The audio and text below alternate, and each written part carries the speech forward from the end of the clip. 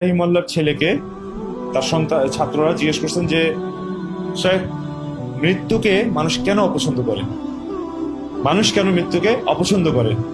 তিনি বললেন, মানুষের ফিতরত হচ্ছে মানুষ গোছানো জিনিস ছেড়ে আগোছালো জিনিসের দিকে যেতে চায় না। মানুষ যে জিনিসকে গুছিয়ে নিয়েছে সেটা ছেড়ে যেটা তার হাতছাড়া হয়ে গেছে সেদিকে যেতে চায় না। যে ব্যক্তি তার দুনিয়াকে গুছিয়েছে আর আখিরাতকে বিগড়ে ফেলেছে, সে ব্যক্তি স্বাভাবিকভাবেই গোছানো দুনিয়া ছেড়ে বিগড়ানোর দিকে যেতে চাইবে না, এটাই স্বাভাবিক। এই জন্য যে লোক জীবনকে বিগড়িয়ে ফেলেছে সেই লোক আখিরাতের দিকে মৌত তার জন্য একটা দুঃসংবাদ।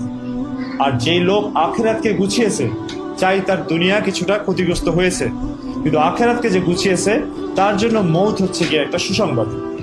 কারণ এই মৌতের পরেই তো সে পুরস্কার পাবে, এবং এই মৌতের পরেই তো সে আল্লাহ তাআলার সাথে সাক্ষাৎ হবে, যার জন্য সে ইবাদতটা করেছে। তো এই জন্য মৌত তার জন্য একটা সুসংবাদ।